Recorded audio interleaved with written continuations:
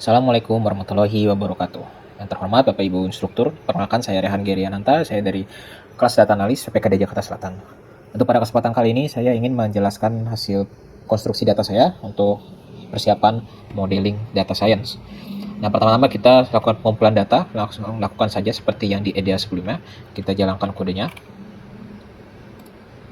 Oke, baik, jika sudah dijalankan hingga visualisasi outlier atau pengecekan data, kita lakukan namanya transformasi data atau encoding dan scaling. Nah, encoding ini kita lakukan pada data-data atau kolom yang bersifat kategorik. Nah, untuk encoding sendiri ada dua metode yang saya gunakan. Di sini saya menggunakan pertama itu metode one hot encoding. Itu digunakan untuk fitur-fitur yang value-nya tidak ada urutan atau tingkatan. Seperti misalnya pekerjaan, status menikah, dan tujuan meminjam uang yang ada di dataset saya. Lalu yang kedua itu metode label encoding. Ini untuk fitur-fitur yang ada tingkatannya, kategorinya seperti edukasi atau pertanyaan ya atau tidak, seperti ini.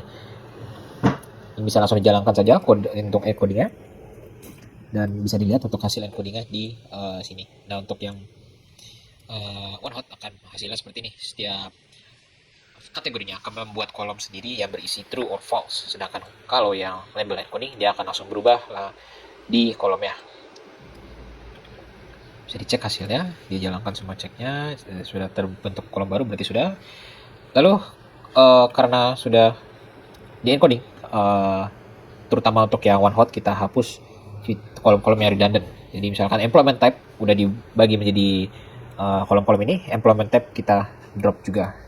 Kalau dia belum di drop ya. Kalau ini karena ini sudah pakai kode di atas yang sudah ngedrop, dia secara otomatis drop. Nah, berikut ini untuk yang itu yang redundant bisa di drop aja. Nah, selanjutnya ada rekayasa fitur. Nah, ini fungsinya apa rekayasa fitur? Fitur engineering ini biasanya dilakukan setelah modeling dilakukan dan ternyata akurasinya kurang. Nah, saya sebenarnya udah melakukan modelingnya, saya udah coba di fitting dan lain-lain, ditemukan akurasinya kurang. Jadi saya memutuskan untuk melakukan fitur engineering, membuat fitur baru. Nah, rekayasa fitur ini untuk penempatan kodenya itu sebelum scaling dan setelah coding saya buatnya biar tidak bingung aja. Jadi data yang sudah di encoding dan di rekayasa itu baru dimasukin scaling biar nggak berantakan ya. Nah, untuk rekayasa fiturnya saya membuat 3 fitur, yaitu loan to income, jumlah pinjaman dibagi pendapatan, terus ada income per dependent, itu income-nya dibagi has dependent encoded ditambah 1, untuk rasionya ditambah 1 juga sampai atas, dan yang terakhir ada interest rate burden ratio bulanan. Langsung saja dilaksanakan rekayasa fiturnya, lalu kita cek hasilnya. Nah, sudah ada untuk hasil fitur engineeringnya, 3 kolom barunya. Lalu setelah itu kita lakukan scaling. Nah, scaling ini digunakan untuk data-data yang bersifat numerik.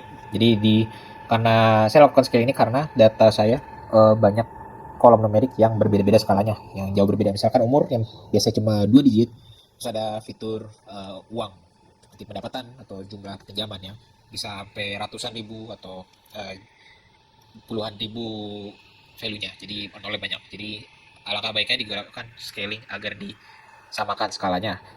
Untuk skala numerik ini, untuk scalingnya saya gunakan min max scaling karena tidak ada outlier. Setelah dicek di atas ini, di outlier, tidak ditemukan outlier di semua fitur. Jadi saya memutuskan untuk menggunakan scaling min max. Bisa dijalankan saja, lalu bisa dicek hasilnya. Nah, bisa dilihat ini untuk rata-ratanya. Untuk min max scaling sendiri dia hasilnya itu akan diubah jadi rentang 0 sampai 1. Ya. Dapat kita lihat itu sudah terlihat ya, minimalnya 0, maksnya 1. Berarti scaling sudah terjalankan. Nah, selanjutnya kita lakukan uji korelasi jika sudah ditransformasi datanya sesuai untuk kebutuhan model. Kita jalankan uji korelasi. Nah, uji korelasi ini sebenarnya dilakukan untuk menentukan fitur-fitur yang mana yang berpengaruh.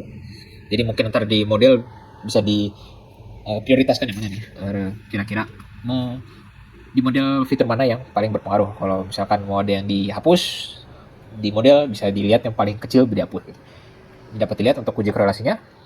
Untuk tertinggi itu ada di interest burden ratio, fitur yang sudah di engineer tadi, loan income, interest rate, dan dilihat bawahnya umur dan income.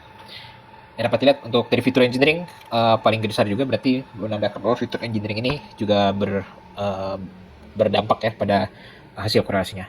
Nah, jika sudah dilakukan transformasi dan pengecekan fitur mana yang uh, kira-kira itu, kita langsung saja ke modelnya, persiapan untuk pembuatan model. Pertama kita deklarasi X dan Y. X itu adalah fitur-fitur yang mempengaruhi dan Y itu adalah fitur target, fitur yang ingin kita analisis. Jadi X ini kita definisikan dari df scale, ini data frame dari hasil scaling. Lalu drop kolom-kolom berikut. Pertama tentu kolomnya dihapus biar jadi nggak masuk X. Lalu ada kolom-kolom selanjutnya, ini dihapus karena drop karena dia sudah ada itunya ya, transformasi atau engineeringnya, jadi biar agak tidak redundant kita drop dari modelnya. Nah yang selanjutnya Y kita definisikan sebagai default. Ini default menjadi fitur target atau didefinisikan sebagai dalam konteks bisnis data itu adalah status orang itu dalam pembayaran kredit. Nah kalau dia defaultnya ya atau 1 berarti dia gagal bayar kredit. Kalau dia 0 berarti dia tidak default atau berhasil bayar kredit. Selanjutnya kita mulai modelingnya. Mohon maaf di run dulu untuk deklarasinya. Sudah di declare, kita jalankan modelingnya. Pertama kita import library dulu. Selanjutnya kita laksanakan selanjutnya itu split data. Nah split data ini tuh membagi data sebagai data latihan, data tes, dan data validasi. Ini bisa dilihat stratify gini. Ini karena kita menggunakan data klasifikasi, metode klasifikasi. Data kita kan targetnya itu berbentuk binary ya, bukan numerik yang banyak angka ya. Jadi kita menggunakan klasifikasi. Karena ini kita stratifikasi kita true bisa dijalankan.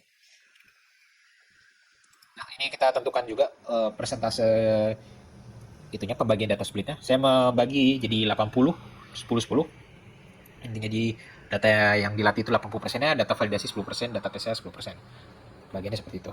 Selanjutnya kita definisikan algoritma apa saja yang kita yang pakai. Kita cek dulu ya. Pertama kita cek dulu algoritma apa aja nih. Nah, ini ada logistic regression, decision tree, random forest, gradient SVC, dan lain-lain. Terus setelah dijalankan kita lakukan namanya ini jalankan saja. Lanjutkan namanya tuning. Nah, sebelumnya ini ada pelaksanaan smooth ya, sampling smooth ini untuk data trainnya. Nah, kenapa ini dilakukan smooth? Sebelumnya saya juga ada hasil modeling testing model sebelumnya itu saya melihat bahwa data kurang akurat karena memang ada imbalance kelas ya, imbalance kelas yang defaultnya 0 dan 1. 0 itu hampir 88% dari total datanya. Nah, jadi saya gunakan smooth untuk mengadres ya, menindak ke imbalance kelas tersebut. Nah, untuk kode seperti ini. Baik, jika smoothing menjalankan smoothnya sudah selesai di data latihnya, kita lanjut ke tuning dari modelnya. Nah, untuk tuning kita mulai dari sini, kita definisikan dulu apa yang ingin dioptimalkan. Lalu kita jalankan klasifikasinya atau tuningnya. Nah, untuk tuning saya sendiri, saya ada sedikit editan dikit. Jadi saya hanya mengambil 30.000 total data training ya untuk di tuning. Karena memang kalau di tuning semuanya itu akan memakan waktu yang lama. Saya sudah mencoba, hasilnya itu hampir 6 jam. Dan itu belum selesai. Jadi saya coba menggunakan metode ini. Nah, selain itu juga di sini, di sini saya estimator saya juga kurangi, ubah jadi dibatasi ya agar cepat 150 saja. Lalu juga untuk SVC itu saya tidak lakukan tuning karena SVC dia paling makan waktu yang lama. Lalu juga di sini untuk CV-nya voltnya saya jadi 3 and iterationnya jadi 10 kali, jadi diulang 10 kali aja. Sebelumnya sampai berapa, 50 kalau nggak salah, jadi saya ganti jadi 10. Jadi itu saja yang saya ubah, bisa dijalankan. Baik, setelah tuning selesai, kita bisa lanjut ke model fitting dan evaluasi. Untuk kodenya seperti berikut. Oke, baik, setelah fitting selesai, berarti sudah ditemukan 3 model yang paling baik ya, untuk hasilnya berdasarkan metrik ini. Dapat kita lihat modelnya, akurasi, dan lain-lain. Nah, selanjutnya kita visualisasi angkanya seperti ini. Kalian lihat, paling tinggi gradient booster classifier. Dari kita model yang akan kita gunakan. Ada algoritma mana yang kita gunakan dari model kita. Nah, sebelum itu kita lakukan confusion matrix dulu. Kita gambarkan confusion matrix. Nah, seperti kita lihat, kalau dari metriknya sendiri itu paling tinggi adalah gradient boosting, dan kedua random forest, dan ketiga SGB classifier. Namun jika kita lihat dari confusion metric, gradient boosting itu sangat rendah di prediksi positifnya. Dia memiliki angka yang satu ini sangat dikit. Nah, implikasinya apa? Implikasinya ini bahwa gradient boosting ini dia memprediksi datanya sangat aman ya. Jadi angka satunya itu dia sangat dikit. Nah, ini ada masalah terutama di dataset saya. Yang saya notice itu memang dataset saya ini antara kelas yang 0 dan kelas yang 1 itu sangat imbalance, dan kelas 0 itu hampir 80%, hampir 90% ya, 90% lebih itu di angka 0, dan hanya 10-20% itu di yang positif di satu. Nah, jadi kalau modelnya dia cenderung aman, itunya pasti akan uh, mempunyai metrik yang besar ya, tidak perlu. Jadi dianggapnya ya dia prediksi 0 semuanya gitu bakal tetap dapat 80%. Nah, dan oleh karena itu saya memutuskan untuk tidak menggunakan gradient boosting sebagai top modelnya. Saya menggunakan random forest classifier karena dia memiliki angka true positif yang lebih banyak seperti di sini. Walaupun dia memang akurasi tidak segede gradient boosting. Nah, karena konteksnya dalam dataset saya yang imbalance. Nah, ini juga ada untuk klasifikasi, untuk visualisasi erosi curve bisa dilihat ini untuk SGB yang paling gradient boosting dari SGB itu sama dan random forest. Nah, seperti yang saya bilang tadi, saya akan memilih untuk menggunakan model random forest. Nah, jadi saya masukkan ke sini base model name-nya ini classification result def angka 1 ya. Kalau 0 itu dia yang gradient boosting seperti sini di list ya, yang 0 itu gradient boosting, yang 1 itu random forest. Jadi saya masukkan random forest di 1 di sini. Jadi saya deklarasi model pilihannya.